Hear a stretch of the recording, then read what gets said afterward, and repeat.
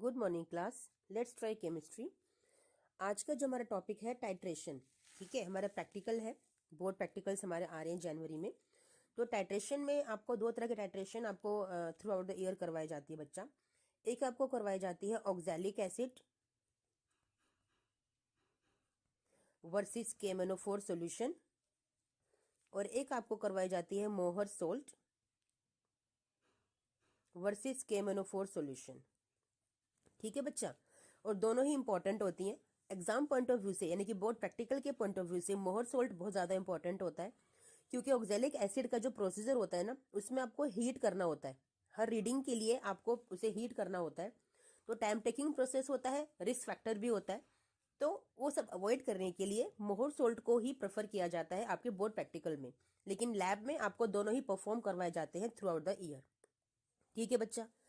आज जो हमारी वीडियो है वो मोहर सोल्ट को लेकर है, जिसमें कि आपको एक मोलैरिटी गिवन होगी क्वेश्चन के अंदर। मोलैरिटी होती क्या है बच्चा? मोलैरिटी का एक फॉर्मूला होता है जो 11th क्लास से आप पढ़ते आते हो, that is number of moles of solute upon में volume of solution in litre. इस नंबर ऑफ मोल्स का क्या मतलब होता है? That is given mass upon molar mass. किसका? सोल्यूट का, क्योंकि नंबर ऑफ मोल्स किसके हैं? सोल्यूट के हैं। तो गिवन मास भी सोल्यूट का और मोलिकुलर मास भी सोल्यूट का। सोल्यूट क्या होता है? जो लेस क्वांटिटी में होता है और ऐड किया जाता है आपके सॉल्वेंट के अंदर, यानी कि जब सॉल्यूशन में ऐड किया जाता है, ठीक है। तो इसे बोलते हैं मोलैरिटी। इसका सिंबल भी कैपिटल M ही होता है। यूनिट होती है इसकी मोल पर लीटर, क्योंकि number of moles mole upon में लीटर, ठीक है। तो हमें मोहर सोल्ट की मोलैरिटी गिवन है, that is according to our question M/50। M/50 का मतलब है कि 1/50 मोलैरिटी का मोहर सोल्ट आपको गिवन है।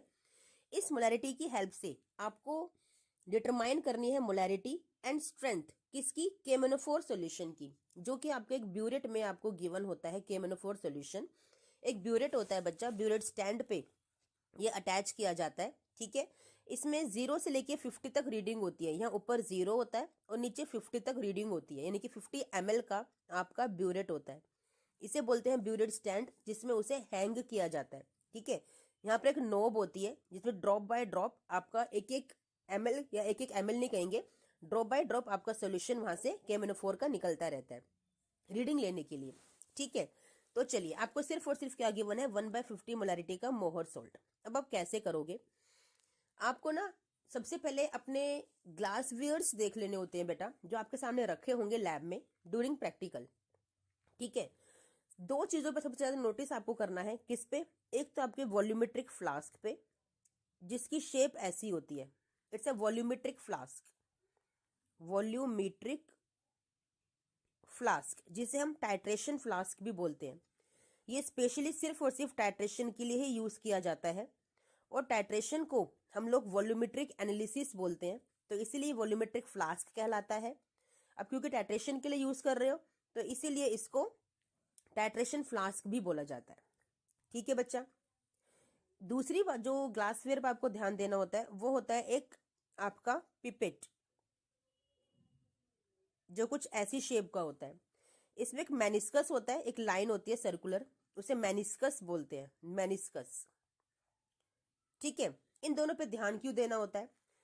आपको जो ये वॉल्यूमेट्रिक फ्लास्क है, या तो 100 ml का गिवन होगा या 250 ml का गिवन होगा, ठीक है। ये दोनों ही कैलकुलेशंस आपको पता होनी चाहिए। कैसे हम कैलकुलेट करते हैं मैं सिखाऊंगी, क्योंकि इन वैल्यूज पे डिपेंड करती है आपकी कैलकुलेशन, और आपका आंसर वेरी करेगा। तो सबसे बड़ी बात है ध्यान देने की कि आपका वॉल्यूमेट्रिक फ्लास्क जो आपको गिवन है वो कितने ml का है। सेकंड, जो आपका ये पिपेट होता है, पिपेट, ये भी आपका दो तरह से आपको मिलता है आपके लैब के अंदर। एक आपको मिलेगा 10 ml का, एक आपको मिल सकता है 20 ml का, कहीं कहीं पे 25 ml का भी होता है। तो ये वैल्यूज वेरी करेंगी कैलकुलेशंस के लिए। कैलकुलेशन टोटली चेंज हो जाती है अगर ये वैल्यूज गलत हो गई तो। समझ में आ गया? तो दो चीजों पे ध्यान देना बहुत जरूरी है, ठीक है। सबसे पहले आप एम लिखते हैं, मैं आपको लिखने का पैटर्न भी बताऊंगी बोर्ड प्रैक्टिकल में कैसे लिखते हैं अपने प्रैक्टिकल को। सबसे पहले एम लिखेंगे। एम वही होगा जो क्वेश्चन पेपर में क्वेश्चन होगा ना, वही आपका एम होता है, उसे एज इट इज कॉपी कर लीजिएगा, ठीक है। फिर आपको लिखना है एपरेटस रिक्वायर्ड, कौन कौन से एपरेटस आपको चाहिए आपके इन प्रैक्टिकल्स को परफॉर्म करने के लिए। पता ही ना, लर्न करने की जरूरत नहीं होती है, देखो एम तो क्वेश्चन पेपर में लिखा हुआ मिल गया है ना। जो एपरेटस रिक्वायर्ड है वो आपको सामने रखे हुए नजर आ जाएंगे आपके लैब के अंदर, वॉल्यूमेट्रिक फ्लास्क वगैरह, पिपेट, बीकर, फनेल, ब्यूरेट, सब कुछ सामने आपको रखा हुआ दिखाई दे रहा होगा। ठीक है, उसके बाद केमिकल्स रिक्वायर्ड, ये भी आपको सामने रखे हुए दिखाई दे रहे होंगे आपको, मोहर salt, KMnO4 solution, dilute H2SO4 and water, ये सब सामने रखा हुआ दिखाई दे रहा होगा, तो लर्न करने की जरूरत ही नहीं है। तो तीनों चीज तो आपको एज इट इज मिल गई। ठीक है, इसके बाद मेन जहां से आपको एक्सपेरिमेंट स्टार्ट करना है वो है आपका preparation of standard solution of M/50 मोहर सॉल्ट सॉल्यूशन। अब आपको एक स्टैंडर्ड सॉल्यूशन प्रिपेयर करना है, किसका? मोहर सॉल्ट का। कैसे करोगे? आपको मोलैरिटी का फॉर्मूला लिखना है, number of moles upon mass of, number of moles upon volume of solution, number of moles यानी कि गिवन मास अपॉन मोलर मास, ठीक है, इनटू वॉल्यूम। ये फॉर्मूला है मोलैरिटी का। ये आपको गिवन है, दैट इज 1/50।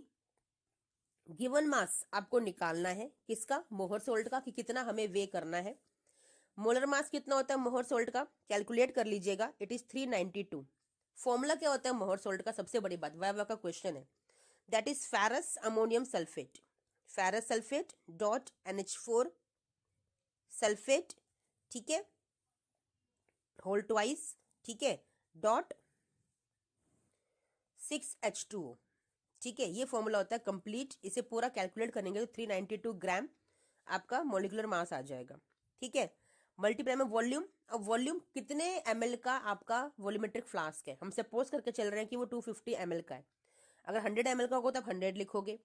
अब क्योंकि आपको पता है वॉल्यूम लीटर में होना चाहिए और ये हमारा ml में है, तो लीटर में करने के लिए क्या करोगे? Divide it by 1000। बच्चे ये काम करना भूल जाते हैं और सारी कैलकुलेशन रॉन्ग हो जाती है। मैंने आपको करके दे रखी है कैलकुलेशन। इसका जो वे आएगा दैट इज 1.96 ग्राम।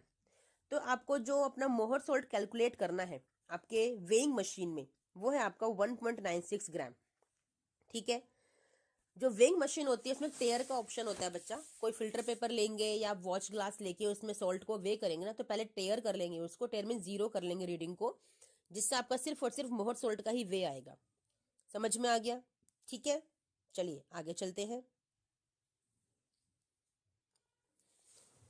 अब उसको वे करने के बाद आपको क्या करना होता है, मैं प्रोसीजर आपको बता रही हूँ, लिखते नहीं है प्रैक्टिकल में कभी भी। ठीक है, प्रोसीजर को करना क्या होता है, जब आपने वे कर लिया ना, अब आपको जो वॉल्यूमेट्रिक फ्लास्क आपको दे रखा है, ठीक है, उसमें उसको यहाँ पे फनल की हेल्प से अंदर डाल लेना है।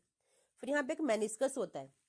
मोहर सोल्ट में एक आपको बात ध्यान रखने की एक बात है बच्चा, कि जब मोहर सोल्ट यहाँ पे डाल लोगे ना अपना 1.96 ग्राम, तो फिर इसमें आपको हाफ टेस्ट ट्यूब भर के डाइल्यूट सल्फ्यूरिक एसिड इसके अंदर ऐड करना होता है यहीं पर, बिफोर एडिंग वाटर।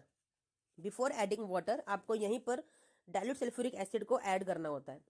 उसके बाद इस मेनिस्कस तक आप, जो कि 250 ml का आपका वॉल्यूमेट्रिक फ्लास्क है, आप यहाँ तक डिस्टिल्ड वाटर को, ओनली डिस्टिल्ड वाटर को यूज करेंगे बेटा।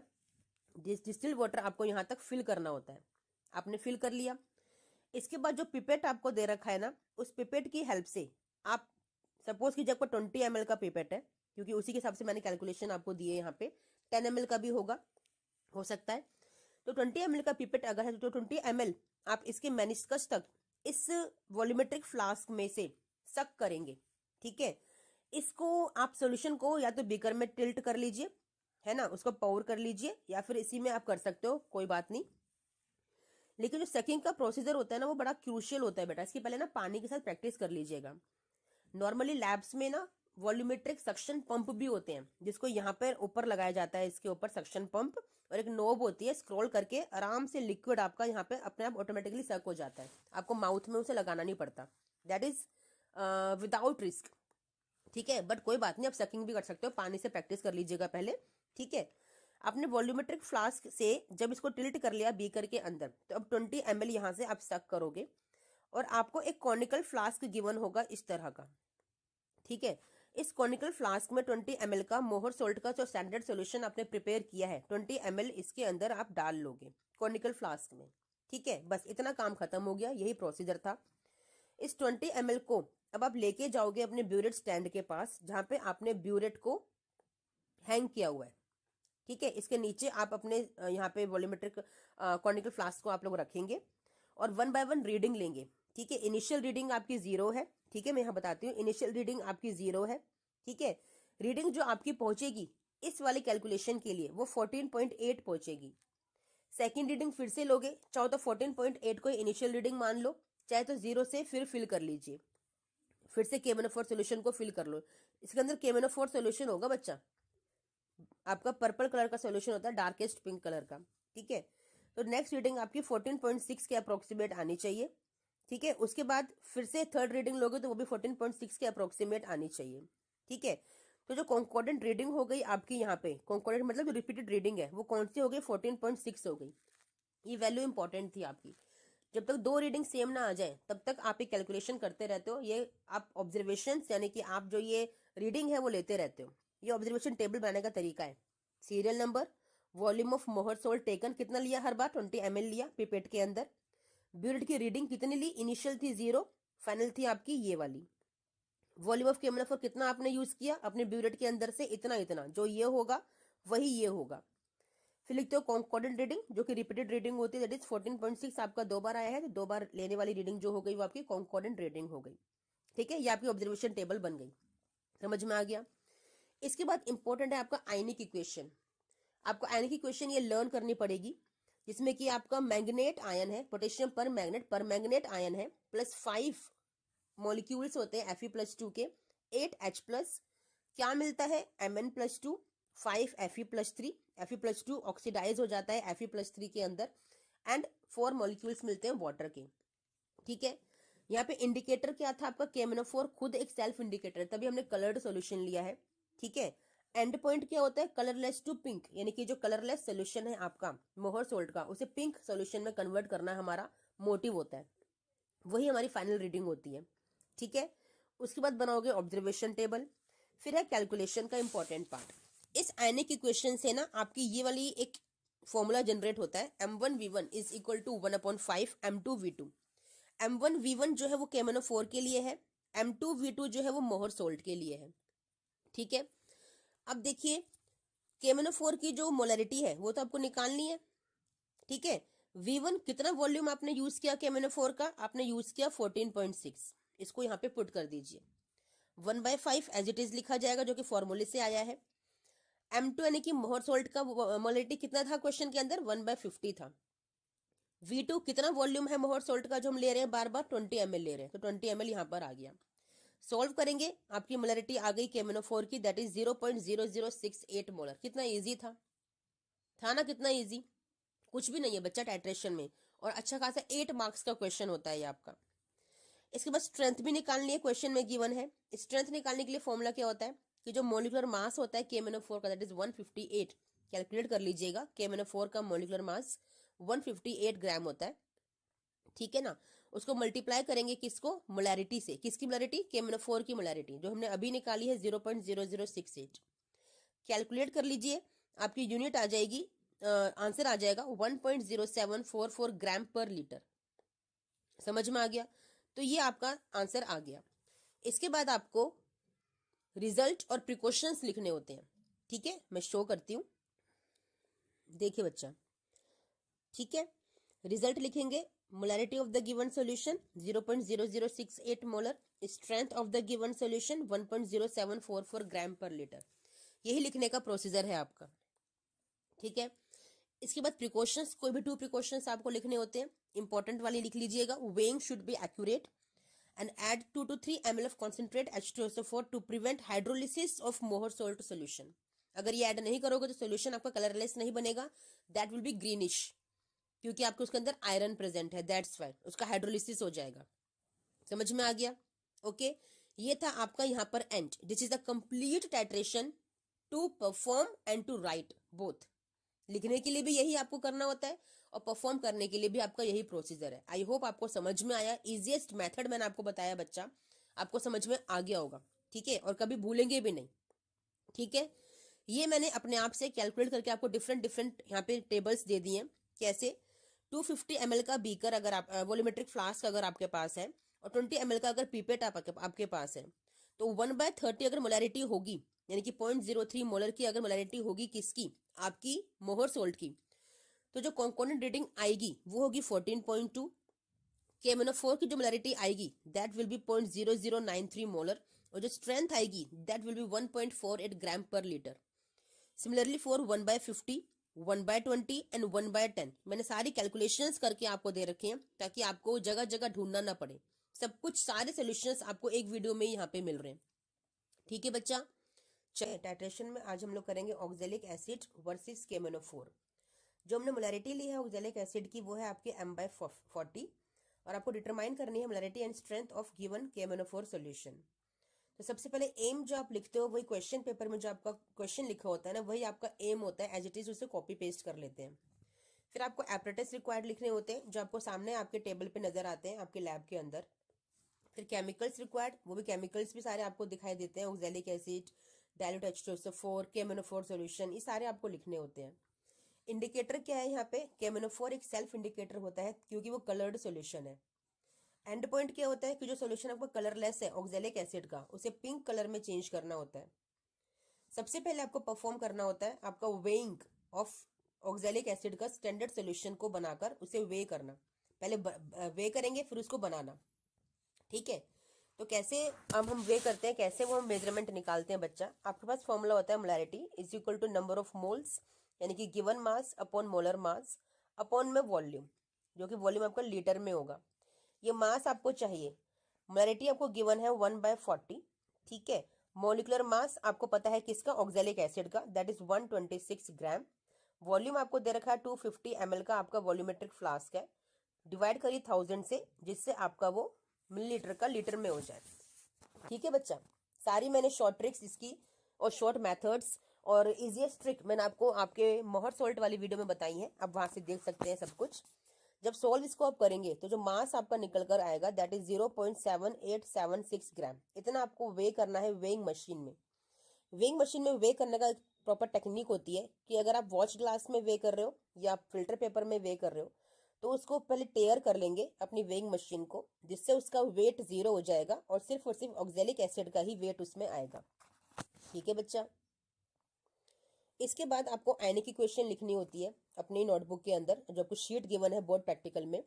That is 2MnO4 negative plus 5C2O4 2 negative oxalate ions है प्लस 16H प्लस। ठीक है, आपको देगा 2Mn positive plus 2 10 carbon dioxide molecules and 8 water molecules. ठीक है, फिर आपको एक ऑब्जर्वेशन टेबल क्रिएट करनी है। कैसे क्रिएट करोगे, ये पूरा प्रोसीजर है इसका लिखने का। Serial number, volume of oxalic acid used, burette की reading initial and final, then volume of KMnO4 used.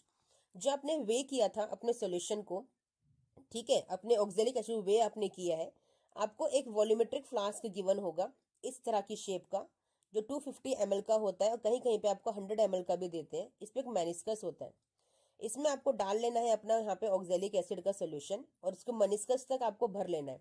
यहाँ पे ना आपको एसिड पहले ऐड नहीं करना होता, यहाँ पे एसिड हम बाद में ऐड करेंगे क्योंकि यहाँ पे आयरन नहीं है ना ऑक्जेलिक एसिड के अंदर। ऑक्जेलिक एसिड का फॉर्मूला होता है COOH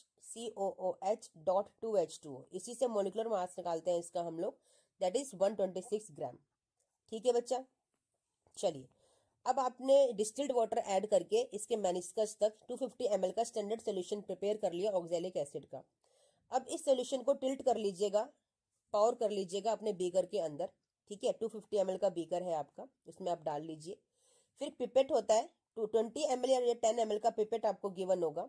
यहाँ पे एक मेनिस्कस होता है, इसको सॉल्यूशन में यहाँ पे डालिए और सक करके 20 ml तक भर लीजिए। कहीं कहीं लैब्स में आपको टाइट्रेशन पंप भी गिवन होते हैं जो यहाँ पर ऊपर लगाए जाते हैं, जो सकिंग का काम खुद ही कर लेते हैं। एक पे नॉब होती है, स्क्रॉल करते हैं अपने आप से ऊपर सोल्यूशन आपका 20 ml तक भर जाता है। ठीक है बच्चा, चलिए इतना काम हमने कर लिया। अब आपको गिवन होगा एक कॉनिकल फ्लास्क, इस कॉनिकल फ्लास्क में 20 ml जो आपने यहाँ पे भरा है ना उस 20 ml को यहाँ पे डाल लीजिए। डालने के बाद अब आपको यहाँ पर डालने के बाद आपको half test tube dilute sulphuric acid इसके अंदर डालनी है। फिर जो आपका ब्यूरेट में जो KMnO4 सोल्यूशन आपको भर के दे रखा है और ब्यूरेट स्टैंड में उसको लगा रखा है, 0 से लेकर 50 ml तक की रीडिंग होती है, उसमें 50 ml का ब्यूरेट होता है। तो इसके नीचे अपने कॉनिकल फ्लास्क को आपको रखना है जिसके अंदर ऑक्जेलिक एसिड 20 ml है और प्लस आपका half test tube dilute sulphuric acid है। फिर 3 टाइम्स आप इसकी रीडिंग लोगे। अच्छा, उससे पहले आपको इस सोल्यूशन को जो आपने बनाया ना अभी, oxalic acid plus dilute sulphuric acid, इसे आपको हीट करना होता है।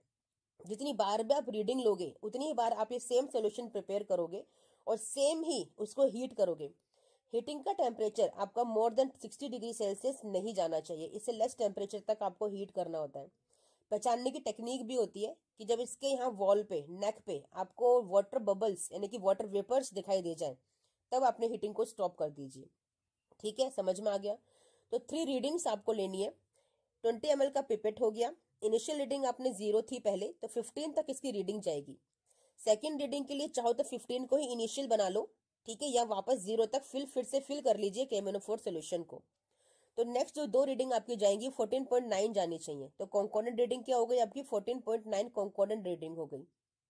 ठीक है, इसके बाद आता है कैलकुलेशन का पार्ट। ये फॉर्मूला आपका जनरेट हुआ है आपके इस आयनिक इक्वेशन से। M1V1 is equal to 2/5 M2V2। M1V1 KMnO4 के लिए होता है, M2V2 ऑक्सैलिक एसिड के लिए होता है। तो M1 आपको कैलकुलेट करना है KMnO4 का, मोलेरिटी गिवन नहीं है, हमें कैलकुलेट करनी है। V1 कितना है, कितना वॉल्यूम आपने KMnO4 का यूज किया, दैट इज 14.9 जो कॉन्कोर्डेंट रीडिंग है। 2/5 फॉर्मूले से आया है। M2 क्या है आपकी ऑक्सैलिक एसिड की मोलेरिटी जो क्वेश्चन में गिवन है 1/40। V2 कितना वॉल्यूम यूज किया ऑक्सैलिक एसिड का, हमने यूज किया है हर बार 20 ml। ठीक है, कैलकुलेट कर लीजिए, आपकी मोलेरिटी आ गई KMnO4 सॉल्यूशन की 0.0135 मोलर। स्ट्रेंथ निकालने के लिए फॉर्मूला होता है molarity and molecular weight of KMnO4। तो हमने कैलकुलेट कर लिया मोलैरिटी, मॉलिक्यूलर वेट होता है 158। कैलकुलेट कीजिए, आपकी स्ट्रेंथ आ गई 2.1345 ग्राम पर लीटर। ठीक है, आपको रिजल्ट लिखना होता है, ठीक है, और प्रिकॉशंस लिखने होते हैं। रिजल्ट में आप क्या लिखोगे? The molarity of the given solution is and the strength of the given solution is. ठीक है, इसके बाद प्रिकॉशन में आपको 2 प्रिकॉशन लिखनी होती है। Oxalic acid should not be heated above 60 degree Celsius and weighing should be accurate. इसके बाद आपका ये पूरा एक्सपेरिमेंट यहाँ पे खत्म हो जाता है, लिखने का भी और परफॉर्म करने का भी। बोर्ड प्रैक्टिकल शीट में यही सब आपको लिखना होता है। पूरा प्रॉपर मेथड मैंने आपको दिया है लिखने का बच्चा, यही लिखना होता है, इसके अलावा कुछ नहीं लिखना होता है। यही सारे मेन पॉइंट्स हैं, इसी को अच्छे से रिवाइज करके लर्न कर लीजिए, मार्क्स 100%। ठीक है, इसके बाद मैंने एक्स्ट्रा एक आपको कैलकुलेशन दे दिया। अगर 1/20 मोलर का आपको दे दिया जाए ऑक्सैलिक एसिड, तो उसकी जो मोलैरिटी आएगी, फर्स्ट ऑफ ऑल जो कॉम्पोनेंट रीडिंग आएगी 14.8 होगी। जो मोलैरिटी आएगी KMnO4 सॉल्यूशन की, दैट विल बी 0.0270 मोलर, और जो स्ट्रेंथ आएगी दैट इज 4.2702 ग्राम पर लीटर। ठीक है बच्चा, समझ में आ गया? तो मैंने बहुत शॉर्टेस्ट वे से आपको समझाने की कोशिश की है, लेकिन बहुत अच्छे से समझाया है कि कैसे परफॉर्म करना है लैब के अंदर, बड़े इजी ट्रिक के साथ, इजीएस्ट वे और मेथड के साथ, और कैसे आपको लिखना है। तो आई होप आप 100% स्कोर करेंगे और बहुत अच्छे से परफॉर्म करेंगे। ठीक है बच्चा, चलिए मिलते हैं नेक्स्ट वीडियो में। Till then thank you, bye.